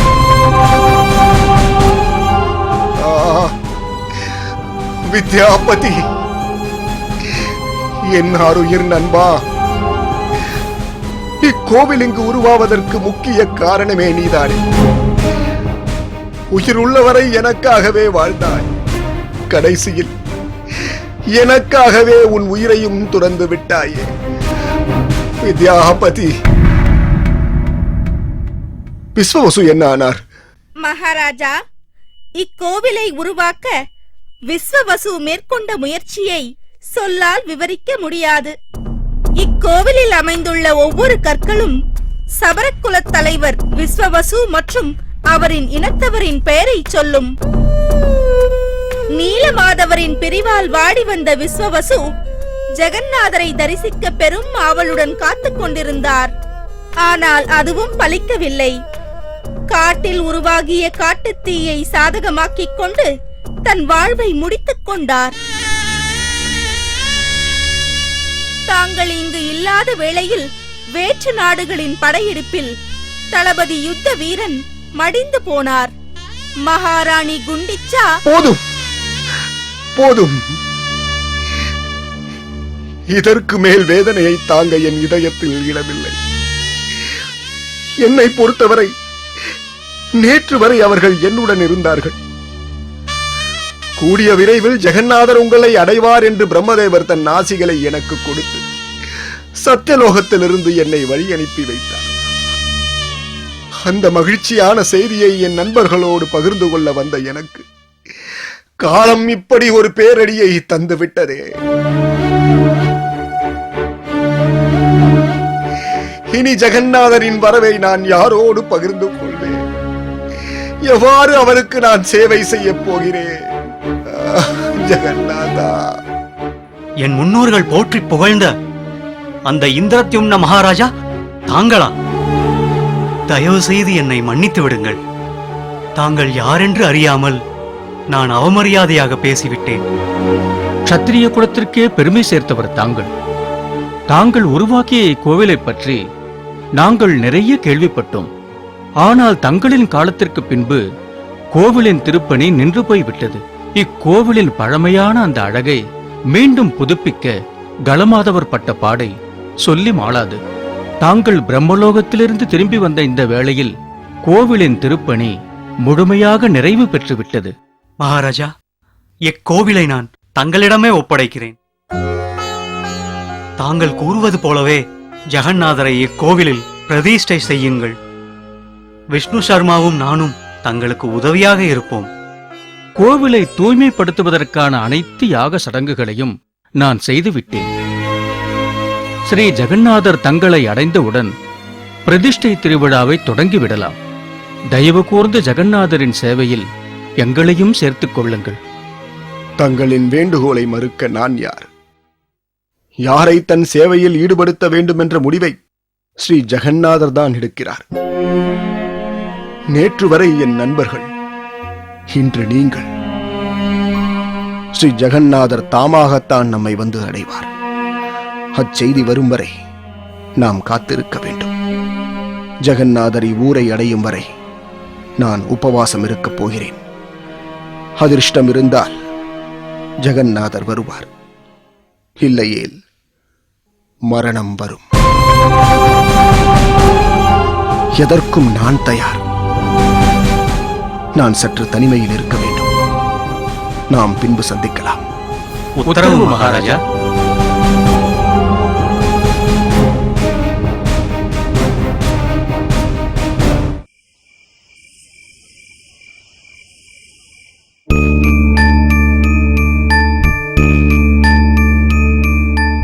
இந்திரத்யும்னா, இத்தனை நாட்கள் நீ எதிர்பார்த்துக் கொண்டிருந்த நிகழ்வு நாளை நடக்கப் போகிறது. இன்றோடு உன் உபவாசத்திற்கு ஒரு முற்றுப்புள்ளி வைத்துவிடு. நாளை சூரியன் உதிக்கும் பொழுது கடற்கரையில் மிகப்பெரிய ஒரு மரக்கட்டை ஒதுங்கும். அம்மரத்தில் என் திருவுருவை செதுக்கி நீ உருவாக்கியுள்ள கோவிலில் என்னை பிரதிஷ்டை செய். கூடிய விரைவில் ஜெகநாதரின் திருவருள் இவ்வுலக மக்கள் அனைவருக்கும் கிடைக்கும்.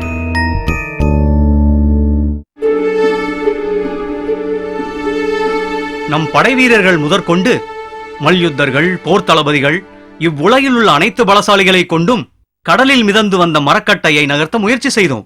ஆனால் ஒரு அடி கூட நகர்த்த முடியவில்லை. காட்டு யானைகளையும் ஒட்டகங்களையும் கொண்டு வந்தும் கூட முயற்சிகள் செய்துவிட்டோம். எவ்வித பலனும் இல்லை மகாராஜா. அது ஒரு சாதாரண மரக்கட்டையாக இருந்திருந்தால் உங்களின் முயற்சி வெற்றி பெற்றிருக்கும். அது பகவான் ஸ்ரீ ஜெகநாதரின் திருவுருவத்தை செதுக்க வேண்டிய உன்னதமான கல்ப விருட்ச மரம். பகவான் என்றும் தன்னிச்சையாக செயல்படுபவர். அவரை நம் சக்திக்கு உட்படுத்த முடியாது. மகாராஜா, வேத மந்திரத்தை உச்சாடனம் செய்து சடங்குகளையும் செய்தோம். ஆனாலும் ஜெகநாதர் நகரவில்லையே. அதுதான் பகவானின் லீலை. கடலில் மிதக்கும் போது சிறு எறும்பை விட மிகவும் லேசாக இருந்த அவர் கரையை அடைந்ததும் இமயமலையை விட கனத்து போய்விட்டார். இதுவே பகவான் ஸ்ரீ விஷ்ணுவின் உன்னதமான செயல். ஜெகநாதா, தங்களின் சக்தி என்னவென்று எங்களுக்கு தெரியும். தங்களின் பொற்பாதங்களில் நாங்கள் சரணடைகிறோம். தயவு கூர்ந்து எங்களின் மீது கருணை கொண்டு தங்களுக்கு சேவை செய்ய எங்களை அனுமதியுங்கள். மகாராஜா, மகாராஜா, மரக்கட்டை நகர்ந்து விட்டது. ஜெகநாதர் என் வேண்டுதலை நிறைவேற்றி விட்டார். யார் இந்த அற்புதத்தை நிகழ்த்தியது? தாங்கள் அங்கிருந்து வந்த பிறகு பலர் அம்மரத்தை நகர்த்த முயற்சி செய்தனர். ஆனால் யாராலும் முடியவில்லை. திடீரென்று அதை வேடிக்கை பார்த்து கொண்டிருந்த கூட்டத்திலிருந்து ஒருவர் மரத்தின் முன்பு வந்து நின்றார். அவர் காண்பதற்கு மிகவும் பலசாலியாக ஒரு காட்டுவாசியை போன்று காட்சியளித்தார். சாஷ்டாங்கமாக அம்மரத்தை நமஸ்கரித்து ஒரு குழந்தை விளையாட்டு பொம்மையை தூக்குவதைப் போல எந்த அறிவிப்பும் இன்றி மிகவும் எளிதாக தூக்கிவிட்டார். உண்மையாகவா கூறுகிறாய்? எவ்வூரைச் சேர்ந்தவர் அவர்? அவரது பெயர் என்ன? அவர் அம்மரத்தை தூக்கியதும் அங்கு கூடியிருந்த மக்கள் பயங்கர கரகோஷத்துடன் சபரகுல தலைவன் வீரபத்ரன் வாழ்க வாழ்க என்று கோஷமிட்டனர். என்ன? சபரகுல தலைவனா? ஆம் மகாராஜா. அவரை நான் உடனடியாக பார்க்க வேண்டுமே. அவரை என்னுடன் அழைத்து வந்துள்ளேன் மகாராஜா. இதோ அழைக்கிறேன். வீரபத்ரா.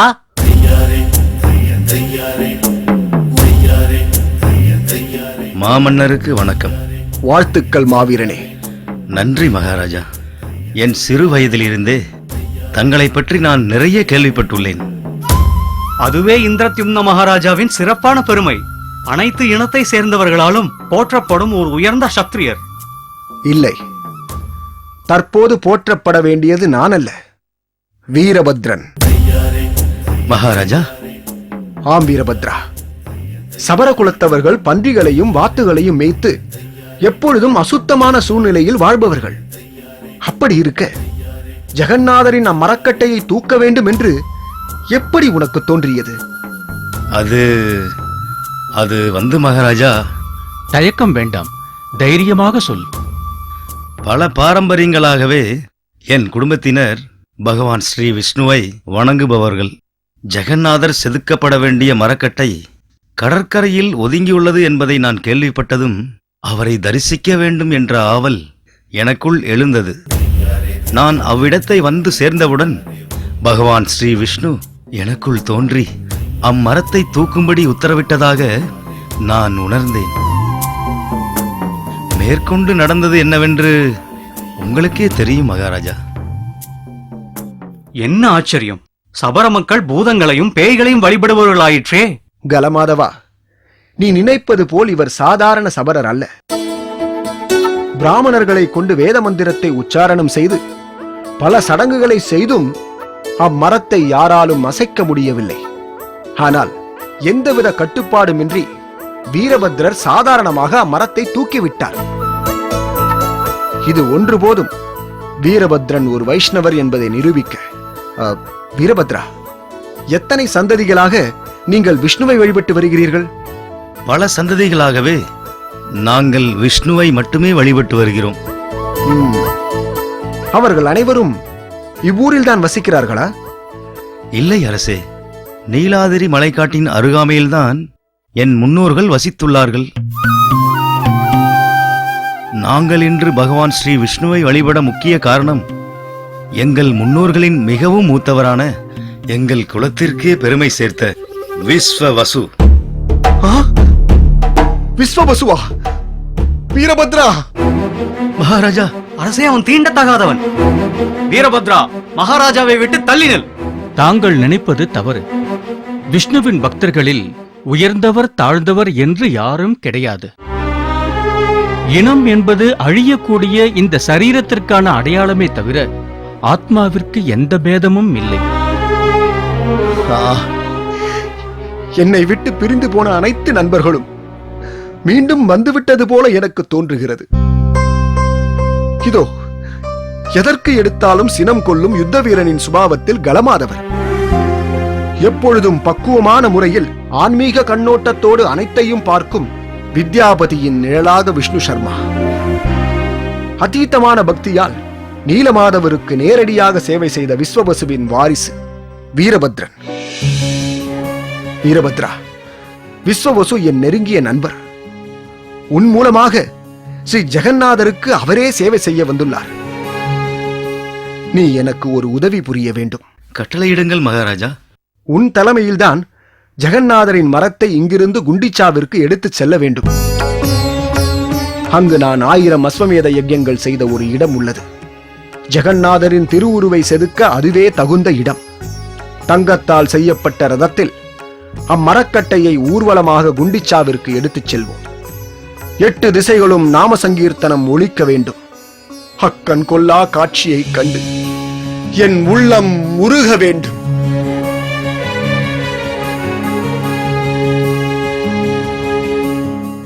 மகாராஜா, தயவு செய்து அவசரம் வேண்டாம்.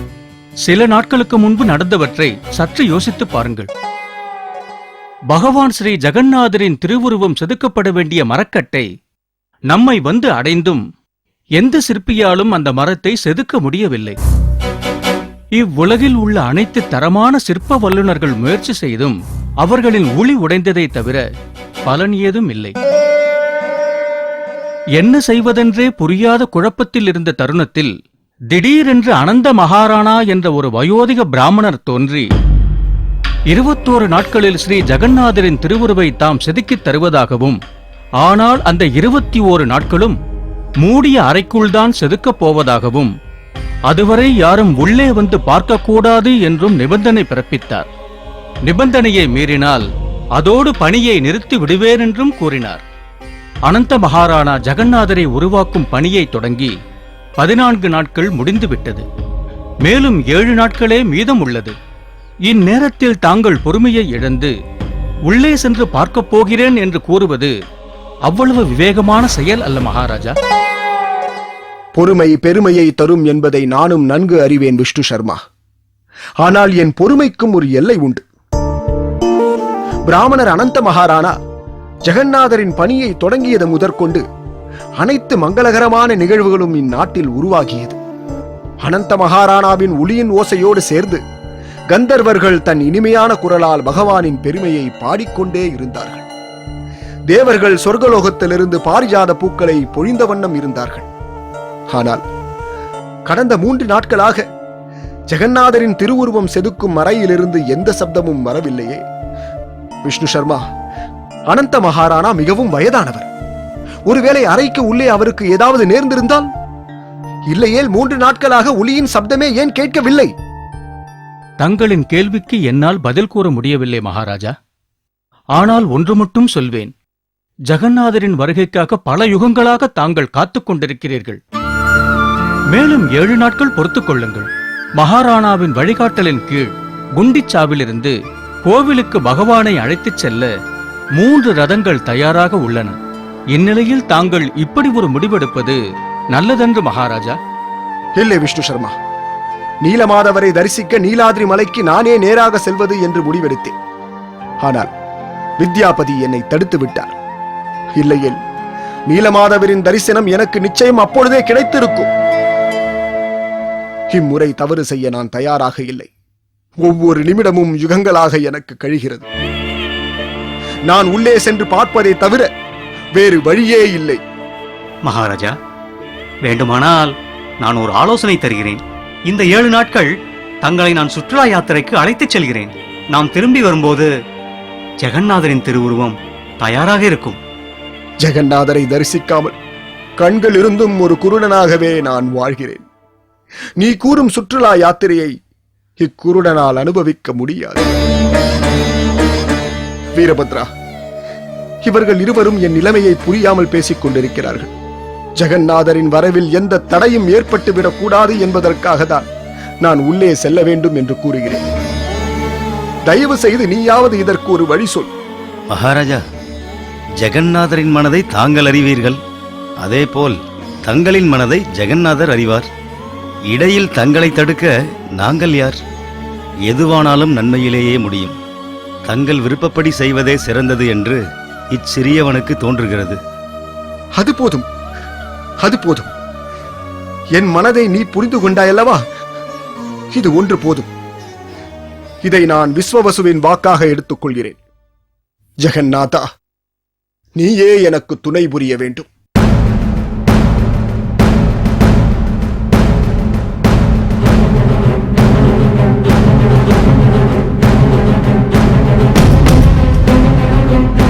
ஜெகநாதா!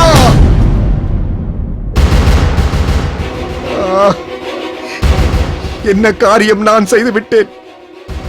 ஜெகநாதரின் திருவுருவம் முழுமையாக செதுக்கப்படுவதற்கு முன்பு அவசரப்பட்டு கதவை நான் திறந்து விட்டேனே. கையும் காலும் இல்லாத நிலையில் 3 உருவங்கள் அங்கு உள்ளதே. இது என்ன விசித்திரமான தோற்றம்! சிற்பி அனந்த மகாராணா எங்கே? தயவு செய்து அவரை என் முன் அழைத்து வாருங்கள். நான் அவரின் காலில் விழுந்தாவது ஜெகநாதரின் திருவுருவை முழுமையாக செதுக்கும்படி வேண்டுகோள் விடுக்கிறேன். அனந்த மகாராணா எங்கே? மன்னிக்க வேண்டும் மகாராஜா. தாங்கள் நிபந்தனையை மீறியதால் பிராமணர் அனந்த மகாராணா மறைந்து விட்டார். இது என்ன கொடுமை! சிருஷ்டிகர்த்தாவான பிரம்மா, என் குருதேவர் நாரத முனி முதற்கொண்டு இந்நாட்டு மக்கள் வரை அனைவரும் ஸ்ரீ ஜெகநாதரின் வருகைக்காக காத்துக் கொண்டிருக்கின்றனர். அனைவரின் எதிர்பார்ப்பையும் தூள் தூளாக உடைத்துவிட்ட பாவியாகிவிட்டேனே. இனியும் நான் உயிர் வாழ்ந்து என்ன பிரயோஜனம்? என் உயிரை நான் இப்பொழுதே மாய்த்துக் கொள்ளுகிறேன். இந்திரத்யும்னா, வருந்தாதே. நீ தரிசித்த என் திருவுருவம் முடிவு பெறாத ஒன்றல்ல, உன்னதமான ஒன்று. மரத்தின் வடிவில் என்றும் நிலைத்திருக்கும் புருஷோத்தம ரூபத்தில் நான் ஜெகநாதராக தோன்றியுள்ளேன். என்னுடன் தோன்றியுள்ள மற்ற 2 உருவங்களில் ஒன்று என் அண்ணன் பலராமர், மற்றொன்று என் தங்கை சுபத்ரா. நாங்கள் இவ்வாறு தோன்றியிருப்பதற்கு பல காரணங்கள் உண்டு. அனந்த மகாராணாவின் நிபந்தனையை நீ மீறியதும் எனது விருப்பமே. அனந்த மகாராணா செதுக்கியிருக்கும் 3 மர விக்கிரகங்கள் மீதும் வர்ணங்களை பூசினால் என் திருவுருவம் உன் கண்களுக்கு காட்சி கொடுக்கும்.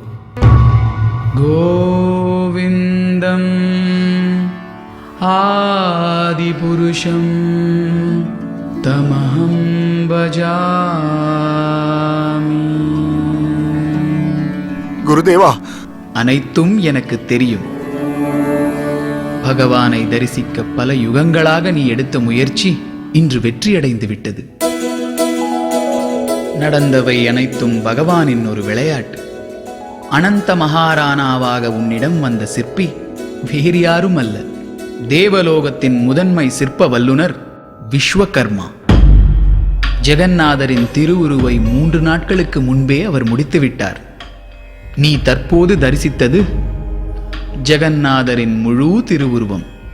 ஆனால் குருதேவா, ஸ்ரீ ஜெகநாதர் கை கால்கள் இல்லாத நிலையில் காட்சியளிக்கிறாரே.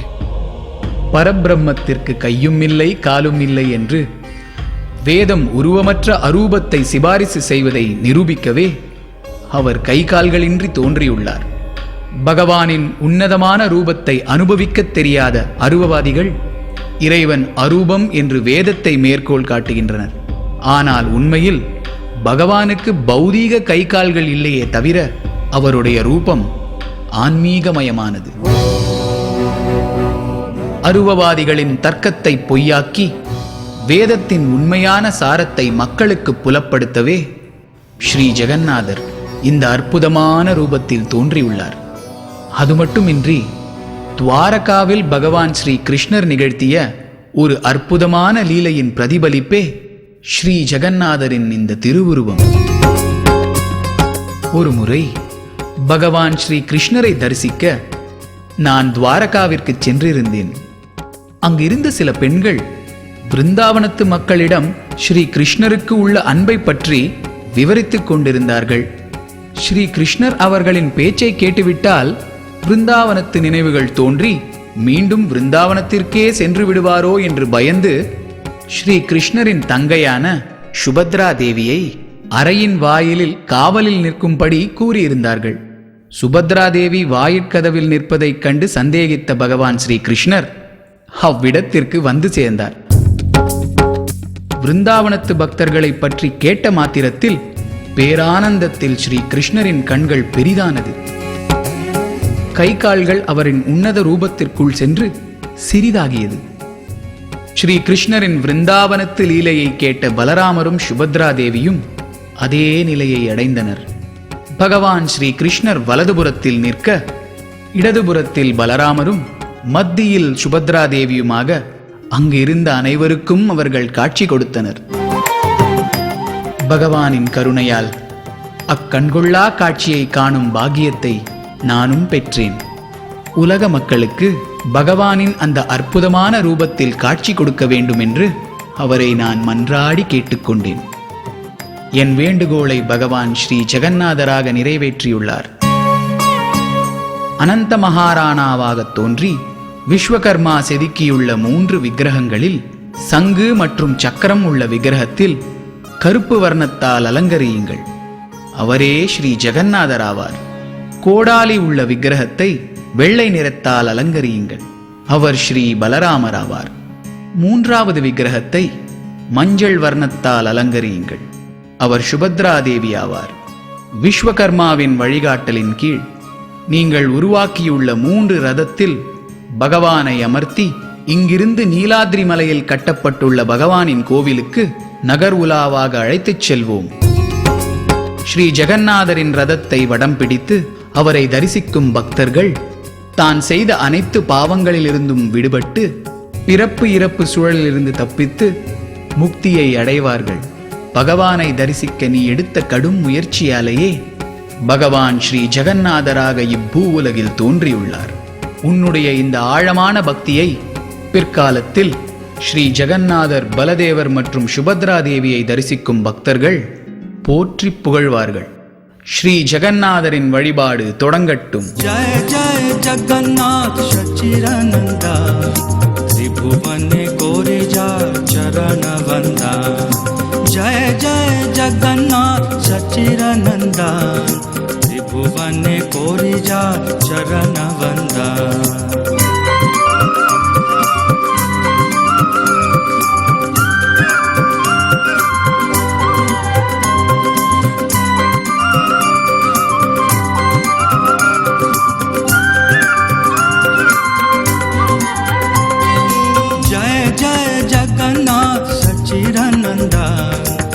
त्रिभुवने कोरे जा चरण वंदा जय जय जगन्नाथ सचिरनंदन त्रिभुवने कोरे जा चरण वंदा